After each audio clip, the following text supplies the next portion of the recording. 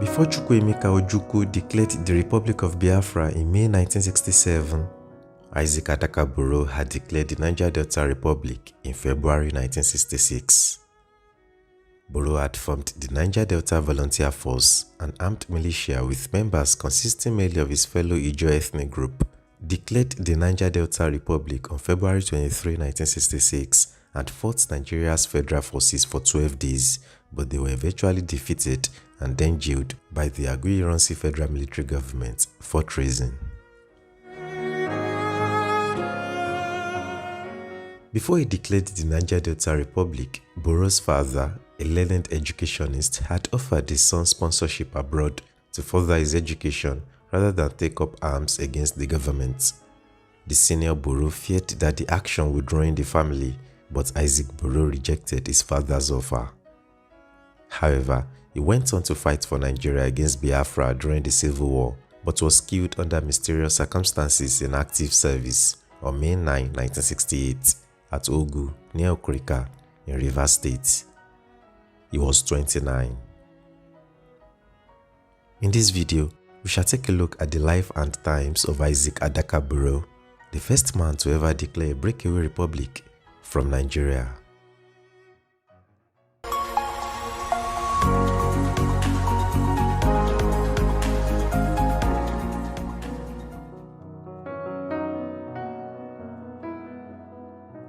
Isaac Jasper Adaka Boro was born on September 10, 1938, to Ijaw parents in Oloibiri, present-day Bayelsa State.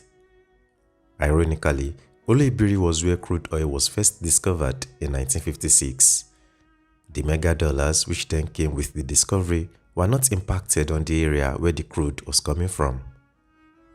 His father, Pepu Boro, was a school headmaster, and in his autobiography, The 12-Day Revolution, Isaac Boro described how he moved with his parents to different towns whenever his father was transferred to head a school. The young Boro did not find any difficulty in obtaining his first school leaving certificate, which examination he passed with distinction. He also passed the West African School Certificate examinations at Hussey College, Warri, in 1957. Isaac Adaka Boro produced the best school certificate results for the college in that year.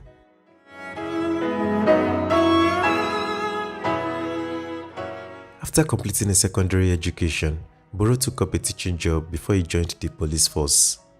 In 1961, he obtained a scholarship from the Eastern Regional Government to study chemistry at the University of Nigeria, Nsukka.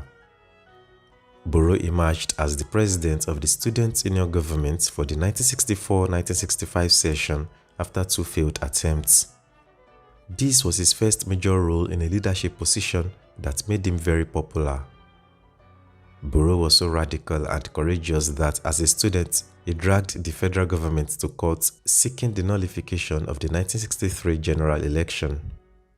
He was also the pioneer for campus transportation, which was hitherto non-existent in the university.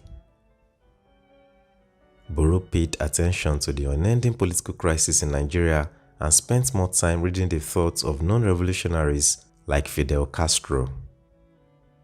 When he left UNN in 1965, Isaac Boro moved to Lagos and founded a political movement called WXYZ with 2 like minds, Samuel Owonaro and Nottingham Dick. The movement advocated greater control of the benefits of oil wealth for the Ijaw.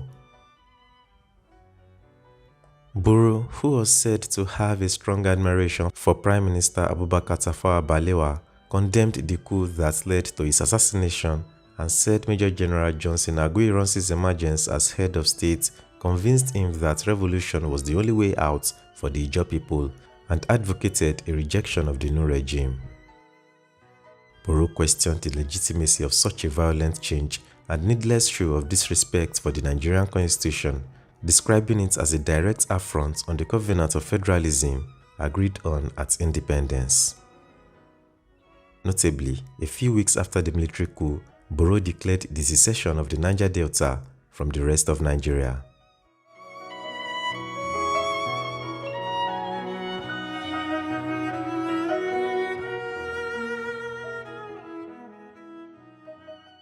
On February 23, 1966, a few weeks after the January coup, At the age of 27, Boro declared the secession of the Niger Delta from the rest of the country. He called the new country the Niger Delta Republic, but it would only last for 12 days. Isaac Boro formed the Niger Delta Volunteer Force, made up of young men whom he had trained in a militia camp behind his father's compound in Kayama, present-day Bayelsa State.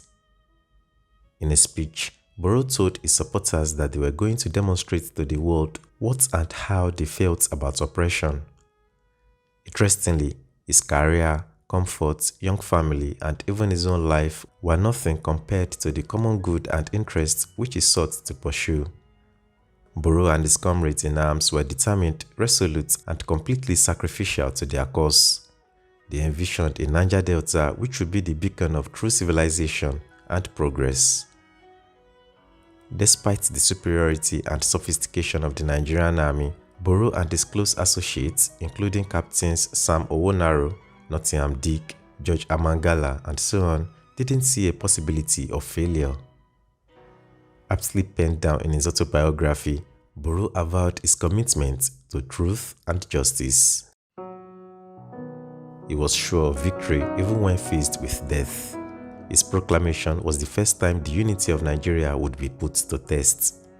Boro argued that the Niger Delta region, where the nation's wealth comes from, had suffered years of neglect and underdevelopment. The protest, which lasted for 12 days, was forcefully restricted by the federal government under General Aguiyi-Ironsi and the governor of the eastern region, Chukwuemeka Ojukwu, who ironically would make the same move by declaring the Republic of Biafra a year later, in May 1967. Boro and his comrades were tried for treason and sentenced to death.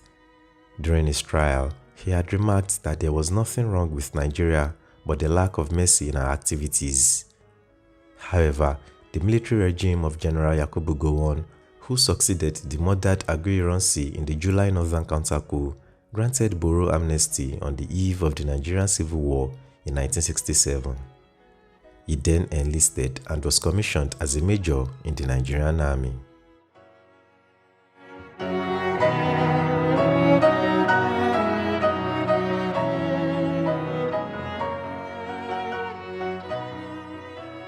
Boro recruited some men who volunteered to serve under him, and he briefly trained them at Escravos. His group was then attached to the 3 Marine Commando Division under the command of Colonel Benjamin Adekunle. Former President Olusegun Obasanjo, in his book My Command, described the training of Boro's 1,000 Rivers men as hurriedly and poorly done, with little or nothing in the way of training facilities and resources. He, however, acknowledged their contributions to the army despite the poor training. Boro's men recorded a lot of victories during the war, and their knowledge of the creeks of the Niger Delta, their understanding of the local languages, their ability to live off the land, and their swift though tactically less accomplished movements accounted for their huge success in areas around Okpobo, Obodo, Opolom, Andoni, Oranga, and Bugama. They fought gallantly to liberate the most critical oil and gas belts of Nigeria from the Biafran troops, although Colonel Adekunle received all the credits for their successes.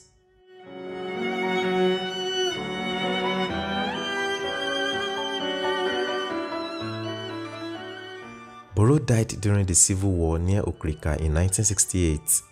He was 29. A lot of theories have come up concerning his death, with some pointing to Colonel Benjamin Adekunle claiming he saw Boro as a threat to his political ambition, while others point at the Igbos who felt Boro betrayed them by joining the Nigerian state to fight against Biafra. In an interview many years later, Boro's younger brother, David Boro, who was still a teenager at the time his brother died, described him as one who did not see himself as a soldier. David stated that Boro was an aggrieved freedom fighter who wanted quick results and was only in the army to win the war and would leave when that happened. He added that his brother's overzealousness cost him his life.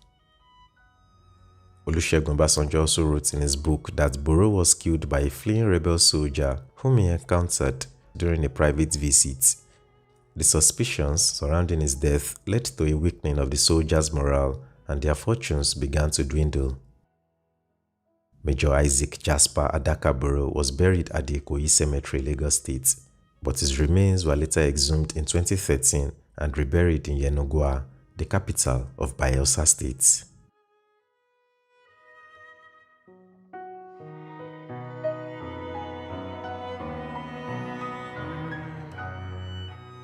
Isaac Adaka Boro's 12-day revolution was the first rebellion of many to come against the Federal Republic of Nigeria. He is quoted as an inspiration for both violent and non-violent Niger Delta activists. Boro's struggle for equity awakened the consciousness of the Ijaw nation like never before to the deplorable conditions of their communities despite being home to major oil wells. The citizens of the Niger Delta can be described as the proverbial people who were bathing in an ocean but couldn't get water to wash the soap in their eyes. Every year in Bayelsa State, the day of his death, May 9, is set aside to celebrate his impact on Ijaw land and remember how he fought for the Niger Delta region.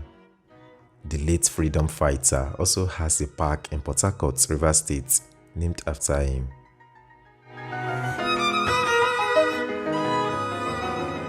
Captain Sam Owonaro, who was Boro's second in command, was the last surviving member of the Niger Delta Volunteer Force. Speaking before his death on June 16, 2020, Owonaro stated that the inability to control and manage their resources was the reason for their agitation, which was heartbreaking. Boro's revolution failed, but it opened the door for others agitating for resource control and drew attention to what is happening in the Niger Delta region. Looking back at how the region has fared thus far, not much can be said. Granted, most states have been carved out from the previous 12 to 19 and finally 36. Still, the Niger Delta is far from being the region of our dreams. Cries of marginalization, political intolerance, and rapid degradation of the region have all fallen on deaf ears. Activists who dared to toe the path of Isaac Boro have either been jailed, killed, or silenced in kind. One of these activists from the Niger Delta was Ken Saro-Wiwa. You can check out his full story in our next video.